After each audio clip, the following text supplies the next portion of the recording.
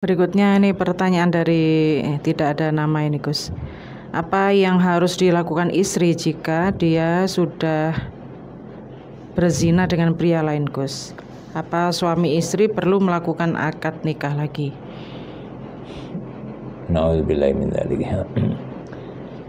Apa yang dilakukan istri jika sudah berzina dengan orang lain bukan suaminya? Ya tobat, bertaubatnya.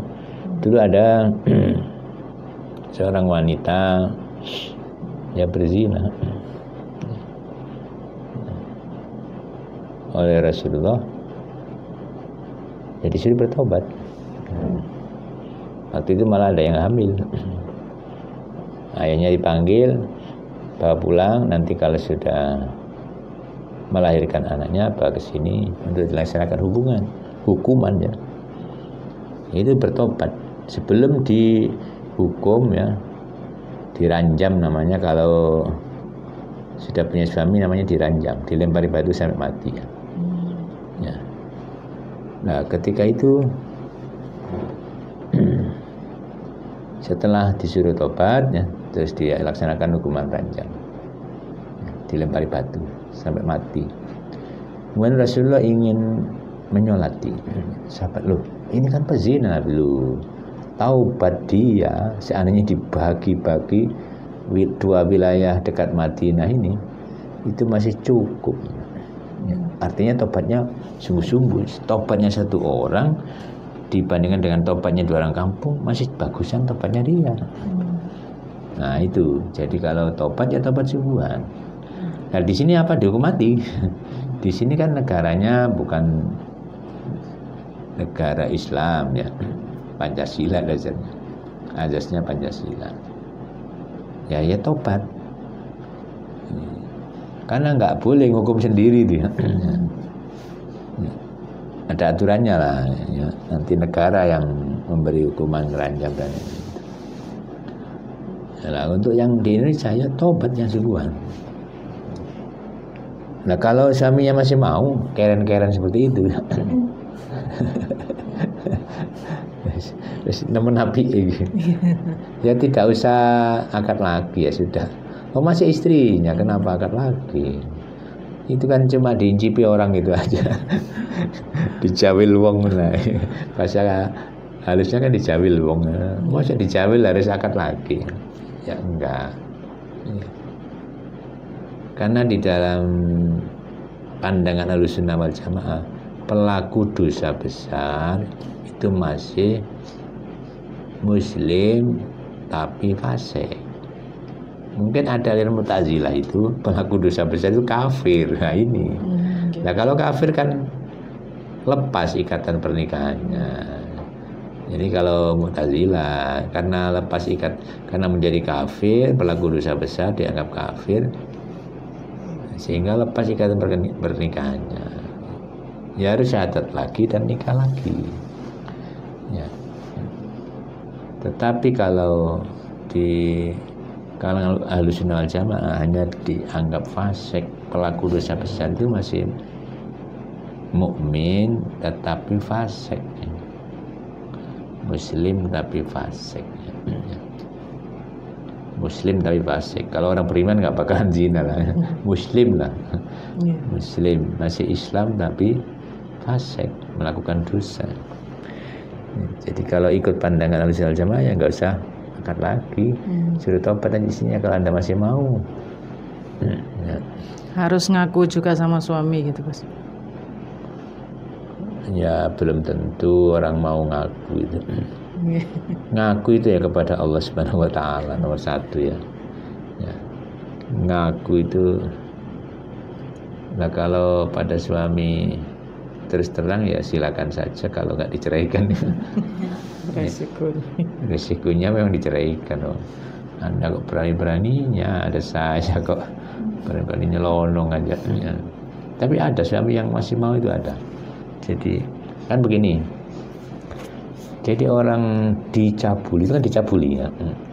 Dia dicabuli karena selingkuh atau karena pengaruh santet.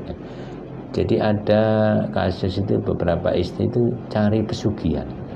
datang kepada dukun lah dengan berbagai ritual, dia dicabuli.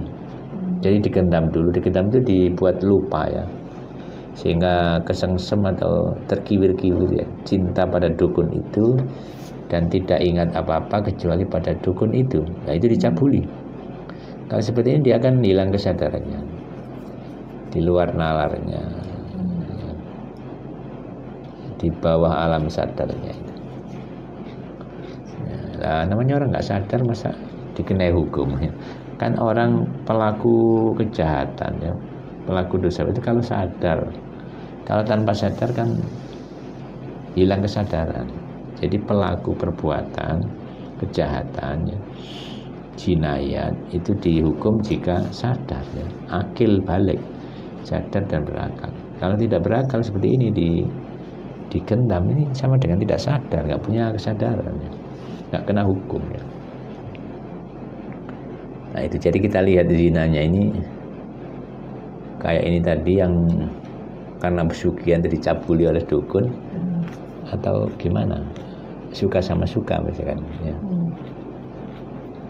Kalau diperkosa sih jarang-jarang rata-rata diperkosa itu kalau sudah nggak dikasih duit mengaku diperkosa. Kalau tidak dikasih duit mungkin itu, kalau saya dikasih duit ya diam saja ya. Jadi memang ada yang karena memang sama mau. Jadi setan itu begini,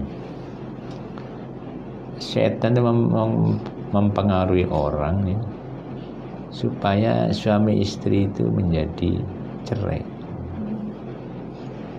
Itu memang kesenangannya setan. Nah, dukun santet juga ada yang menceraikan seperti farriquna bainal mar'i wa zawji. Zaman Nabi Sulaiman dulu sudah seperti itu ya. Mungkin poin besar di mata raja setan adalah kalau anak buahnya bisa mencerai beraikan, membuat cerai suami istri itu prestasi besar itu.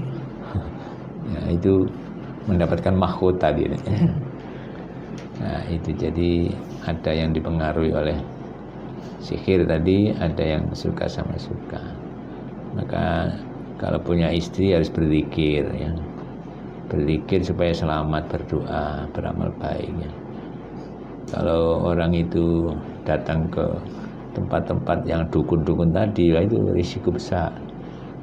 Minta kaya itu kepada Allah, bekerja, jangan minta instan. Ya pesugihan sih macam-macam, ada yang menikah dengan setan juga ada, lelaki yang ada yang menikah dengan raja ular atau ratu ular, tergantung siapa yang menjadi jomblangnya atau dukunnya ya. Jadi sekali lagi jangan minta kaya kepada selain Allah, minta kaya kepada Allah, minta menyelesaikan masalah kepada Allah ya. Nanti insya Allah akan terbimbing menjadi orang yang benar. Sebaliknya kalau datang ke dukun-dukun minta kaya ya, itu pasti biasanya gandengannya musyrik dan cabul. Maka jangan seperti itu. Karena di mata mereka semakin cabul semakin sakti, diberi kekuatan oleh setannya. Maka mereka mencari mangsa sebanyak mungkin untuk dicabuli. Hati-hati dengan ini, mudah-mudahan kita diberi selamat. Kuncinya adalah yakinlah kepada Allah, berimanlah kepada Allah, berdoalah kepada Allah, berzikir, ingat kepada Allah, insyaallah selamat. Bertaubat dari segala macam dosa apapun, sebesar apapun bertaubat. Insyaallah Allah Maha Pengampun. Saya kira itu